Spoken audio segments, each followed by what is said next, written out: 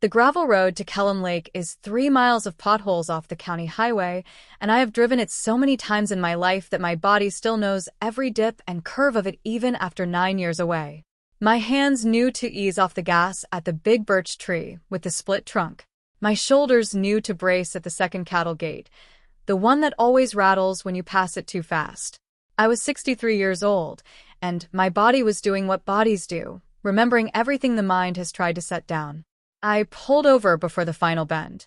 I did not know I was going to do that until I did. The car idled at the edge of the gravel shoulder with the engine running and the heat on low, and I sat there with both hands still on the wheel looking at the birch trees on either side of the road, where the afternoon light was coming through in long, thin bars. It was the third Saturday of October. In an hour, it would be dark.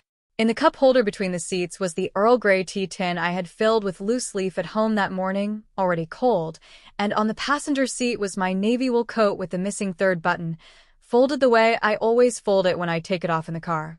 Tucked into the inside pocket of that coat was a single folded document, 8 pages, the last of which I had signed in the presence of a notary at 9:14 on a Tuesday morning 6 weeks earlier. I had not told anyone. Not my daughter, Diane. Not my friend Terry, who had been listening to me talk through this family and its arrangements for going on 30 years. Not my younger brother Keith, who would have argued me out of it.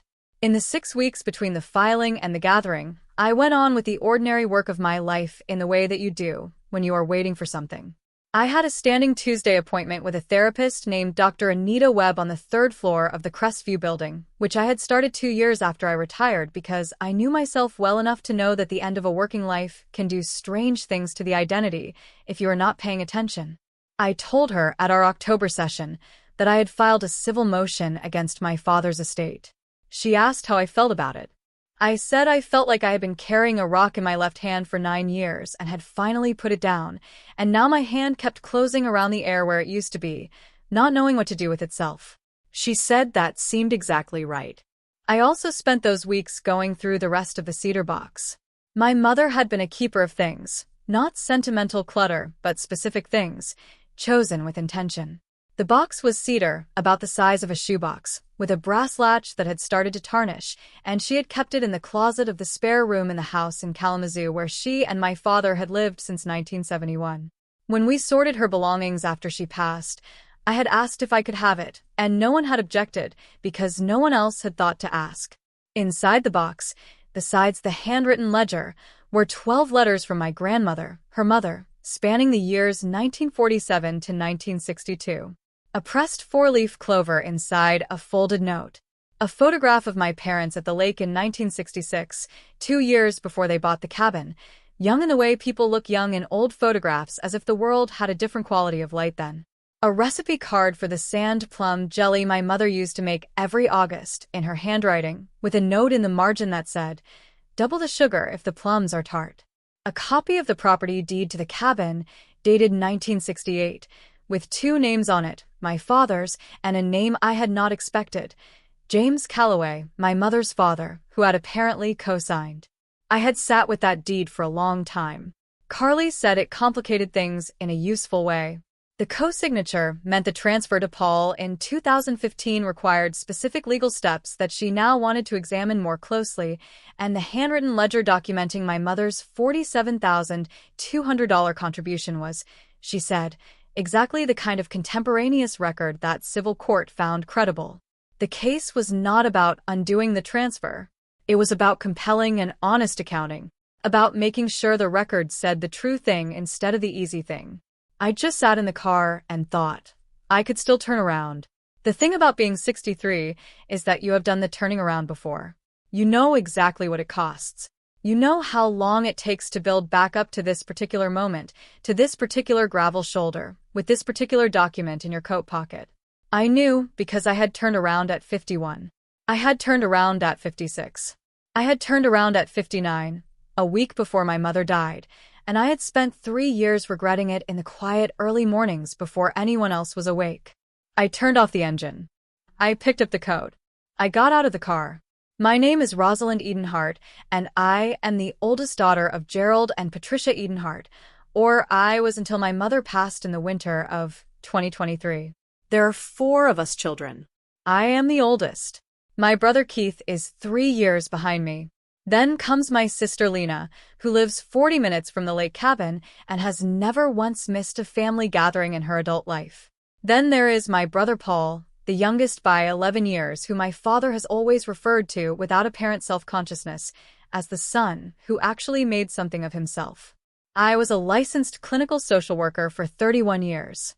I retired at 62. I had a private practice for the last 14 of those years, 3 days a week out of a small office suite on Crestview Drive in Kalamazoo. I own my house. I drove a 2019 Honda Civic that I bought used and paid off inside 2 years. I had raised my daughter Diane as a single mother after her father and I separated when she was 4, and Diane was now 34 years old with a good job in Grand Rapids and a daughter of her own, my granddaughter Polly, who was 6 and had just lost her first tooth. None of this had ever been interesting to my father. What was interesting to my father was that I had opinions. I had always had opinions. When I was 7, I told him the fishing regulations posted at the dock were wrong and went and found the county pamphlet to prove it.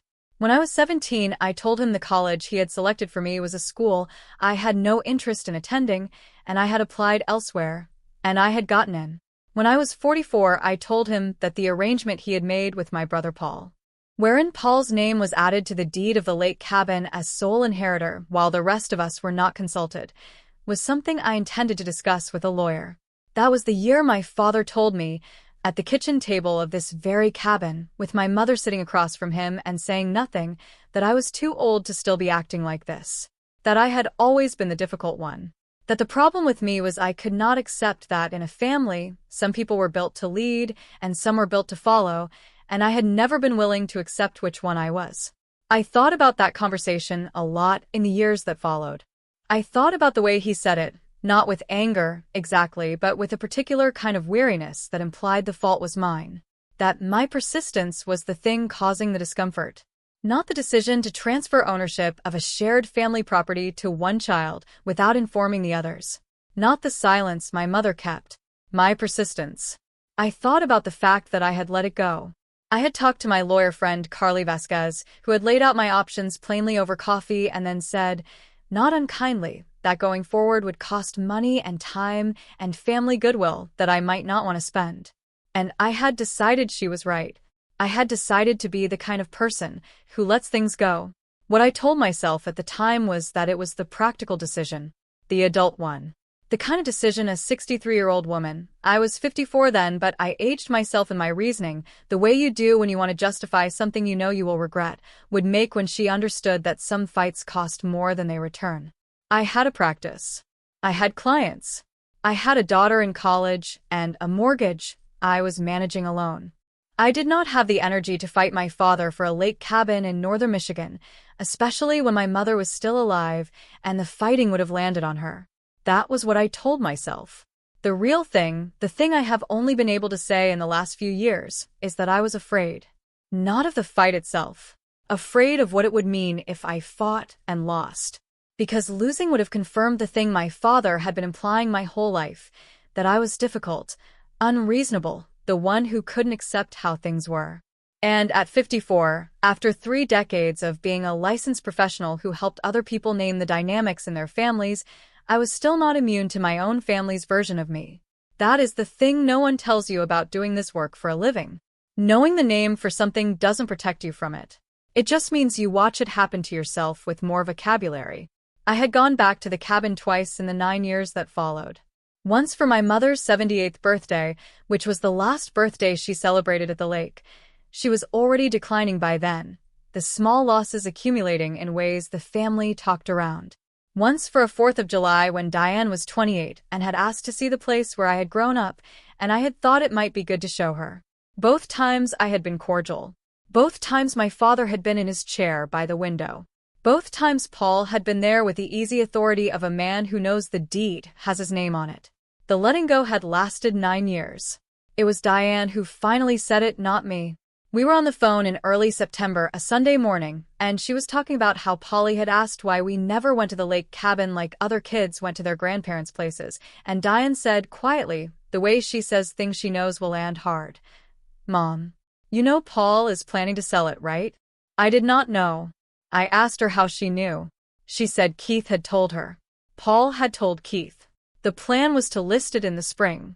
The cabin had been assessed the previous year at $318,000. Paul had apparently been sitting on the assessment for 18 months, and none of the rest of us had been contacted. I sat with the phone against my ear and looked at the copper kettle on my stove for a long time. I had not cared, really, about the money. Or I had cared, but the money was not the thing that was sitting in my chest. What was sitting there was the framed photograph on the cabin wall that I had walked past 100 times, the one of me and my mother and Lena at the dock in 1974, the summer I was 11. What was sitting there was the fact that the summer I was 22, I had driven my mother to the cabin by myself. Just the two of us, and we had spent 4 days there, and on the last morning she had told me things about her own childhood she had never told anyone, and those 4 days were among the best days of my life. What was sitting there was the understanding that a place where those days had happened could be sold in the spring, without anyone asking if I wanted to be consulted, and the proceeds would go to my youngest brother because my father had decided, 11 years ago, that Paul was the one who had made something of himself. I called Carly Vasquez that afternoon. We talked for 45 minutes. I had more options now than I had had in 2015. My mother's death had changed certain things. She had not had a formal estate beyond the family home, which had been sold, but her personal effects had never been properly distributed, and there were questions about the original property transfer that, upon examination, Carly believed were worth raising in civil court. Not to litigate the transfer itself, the statute of limitations had passed, but to compel an accounting of a specific matter. My mother had contributed $47,200 to the original purchase of the cabin in 1968, documented in a handwritten ledger I had found in her cedar box after she passed, and that contribution had never been acknowledged or compensated by any subsequent estate arrangement. It was not a guarantee. Carly was honest about that. But it was enough to file a motion. I filed it on a Tuesday morning in September at 9:14 a.m. The notary was a quiet man named Dale, who offered me a mint from a dish on his desk after I signed, and I took it. I told no one. The family gathering at the cabin had been Lena's idea, as most family gatherings were. She had texted the group in early October, a fall weekend, the last warm one before the lake froze over for families, the old cabin, the way we used to do it. Paul said yes immediately. Keith said yes with a reservation about his back, meaning he might need to leave early. I said yes 2 days later, without explaining my hesitation. I drove 4 hours north on the third Saturday of October with my Earl Grey tea cold in the cup holder and the document folded into the pocket of my navy coat. I knew the deputy had been given the address. I knew the service was scheduled for that evening, between 5 and 7 p.m., a window Carly had specified because it was a family gathering and the papers required in-person acknowledgement. I had not known, exactly, that I would still be there. I could have filed, paid the fee, and simply waited for Paul to be served separately at his home. But something, I do not have a clean name for it, made me want to be present, not to gloat. I want to be precise about that because I have spent time with people who confuse those two things, and I am not interested in confusing them. I wanted to be present because, for 9 years, I had been absent. For 9 years, I had let the letting go do its work, and in that time the cabin had been transferred, and my mother had died, without the matter ever being acknowledged, and Paul had gotten an assessment and made a plan to sell in the spring, and no one had asked me a single thing.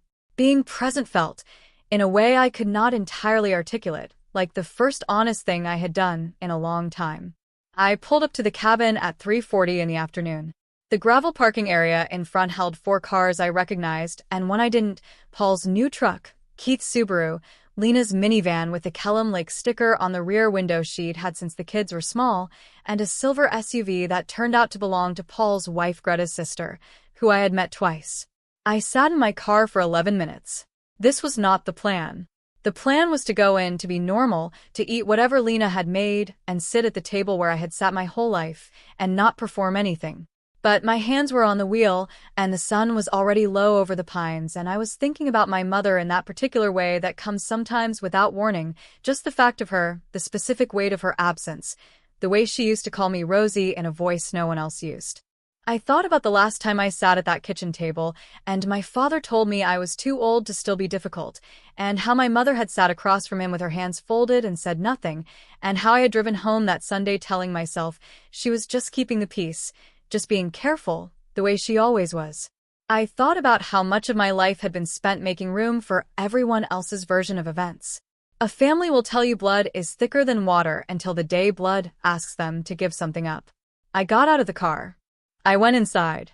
My father was in the chair by the window the way he always was, the green armchair that had been at the cabin since I was a child, positioned so he could see both the door and the dock. He was 81 now. He had a blanket over his lap, even though the wood stove was going.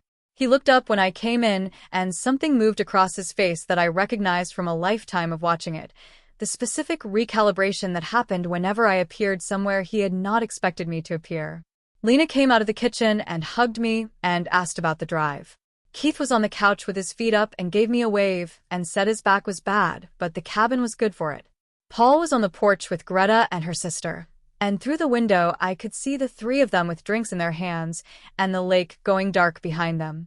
I set my coat on the hook by the door, the old wooden row of hooks where we had always put our coats as kids, where my mother's parka had hung all winter when I was 7 and 8 and 9 years old.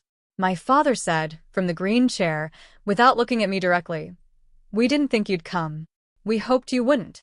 He said it the way he said most things, without heat, with a specific flavor of weariness that implied the statement was simply factual, not cruel, that the cruelty was in my reaction to it and not in the words themselves. Lena had gone back into the kitchen. Keith looked at his phone. Greta's sister came in from the porch and introduced herself, and I told her my name, and we shook hands. I had driven 4 hours. I sat down.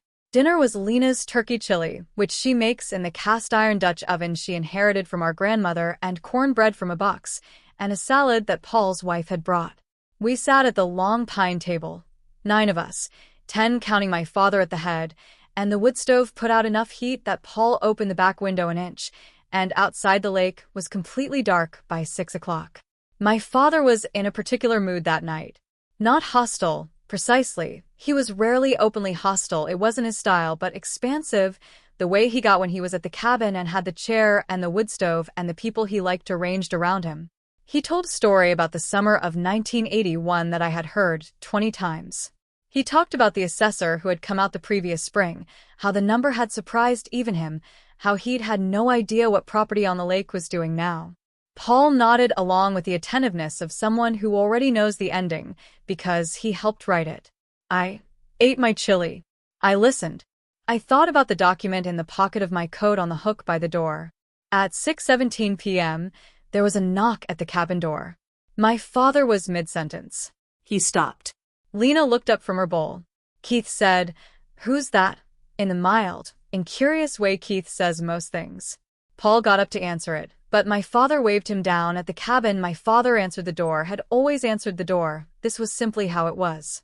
He pushed himself up from the head of the table with the slowness of a man who has learned not to hurry anything, and he went to the door and opened it. The deputy was in his late 30s.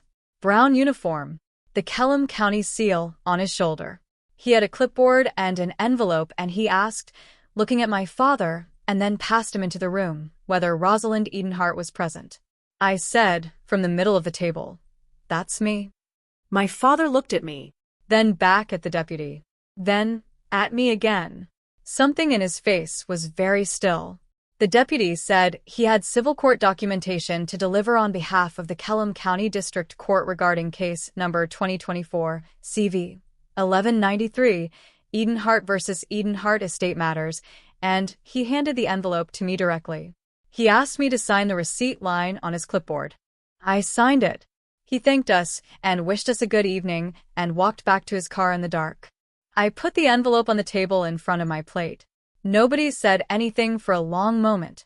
Then my father said, very quietly, "What is that?" I said, "It's paperwork I filed in September.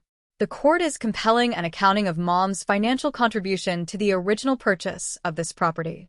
$47,200, documented in her handwriting in the ledger she kept in her cedar box. I found it after she passed." Paul said, "You're serious?" I said. I am. Lena had gone quite pale.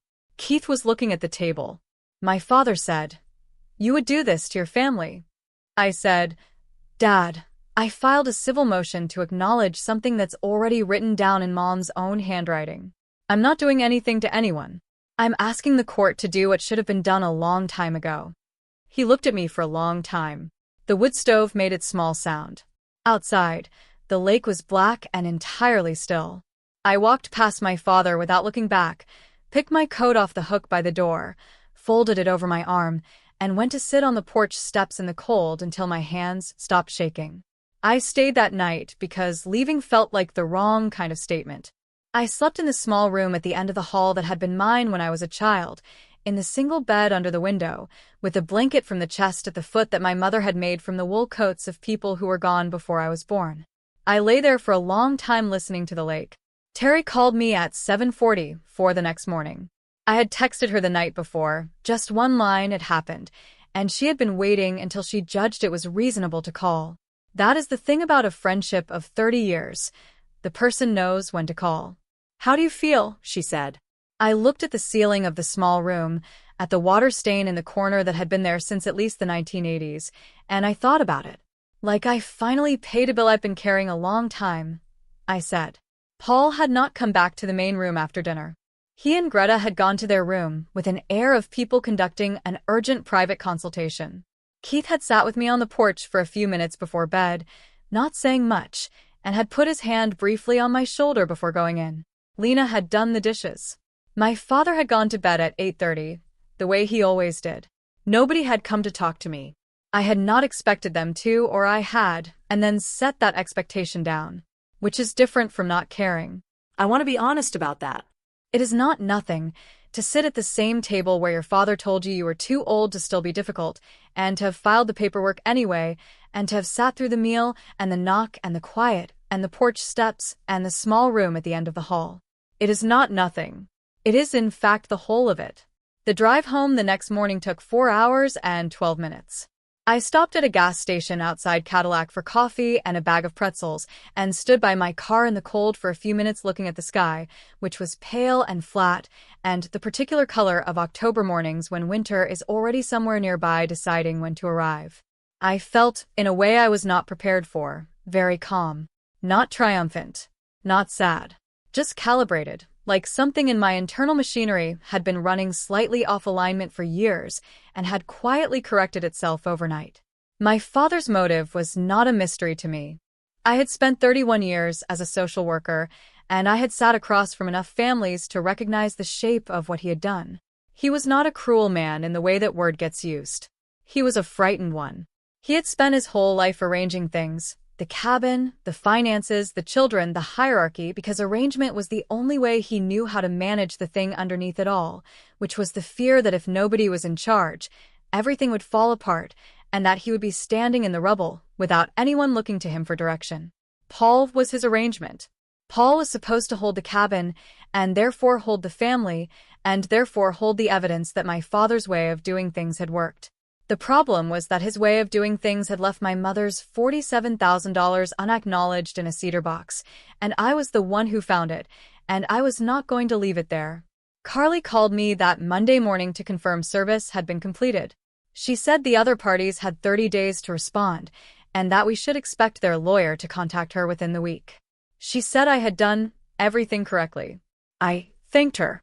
I made a cup of tea with the cold leaves from the tin I had left in the car, and sat at my kitchen table in Kalamazoo looking out the window at the maple that had finally gone orange, and I thought about my mother folding money into an envelope in 1968, writing it in her ledger in the small, careful handwriting she had. $47,200 in 1968 money. For a place on a lake where she went every summer until she couldn't anymore. For a dock and a boat and 4 kids in life vests in photographs on the wall. She deserved to be counted. In the following 2 weeks, I received 31 texts and 9 voicemails from Paul, 3 texts from Greta, 2 long emails from Lena, and 1 brief call from Keith, who said only that he thought I was right but that he needed a minute with it. I did not respond to Paul or Greta.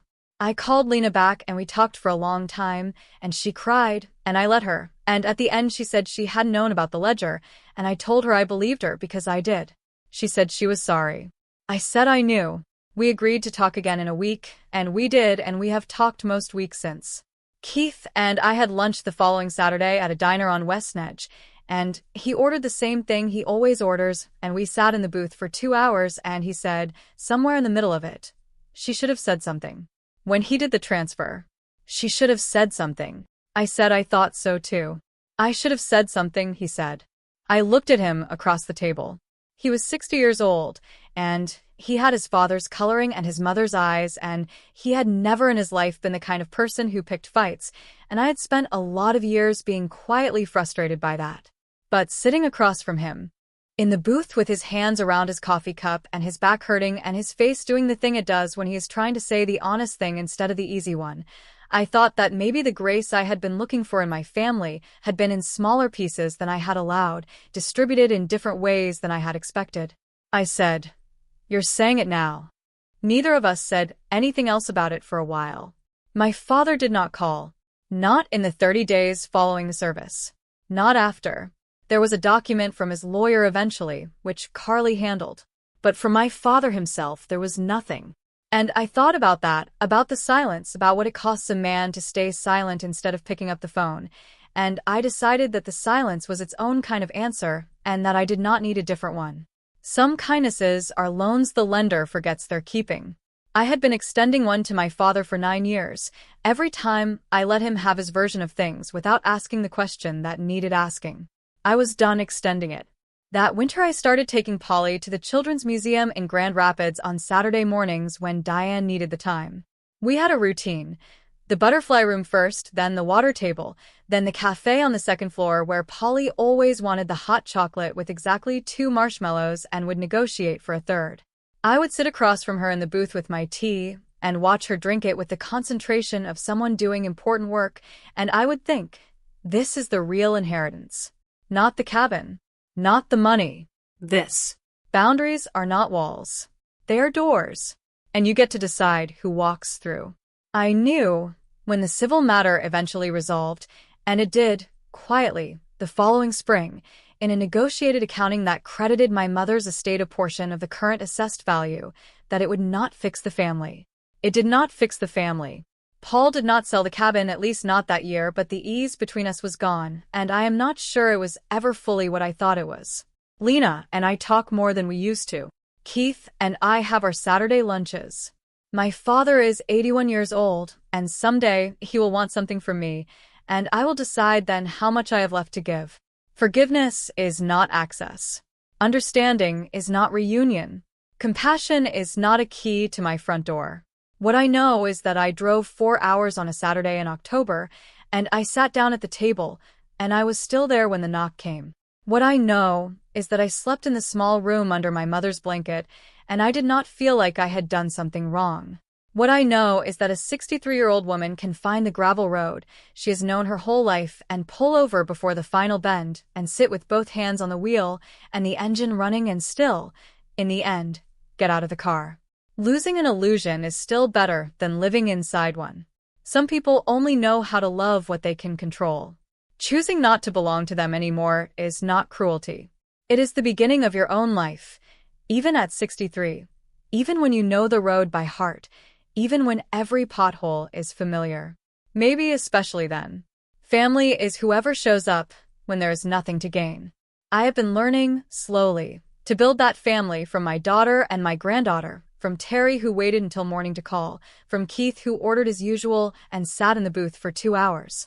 From myself, finally, on the gravel shoulder in October with the birch trees on either side and the document folded in my coat. If you have ever sat across from someone you loved and let them tell you who you were and nodded along and said nothing because it was easier, because it was the price of belonging, because you told yourself that one day it would change, ask yourself what you might be carrying in your own pocket, already signed, already notarized, already true, that just hasn't been delivered yet.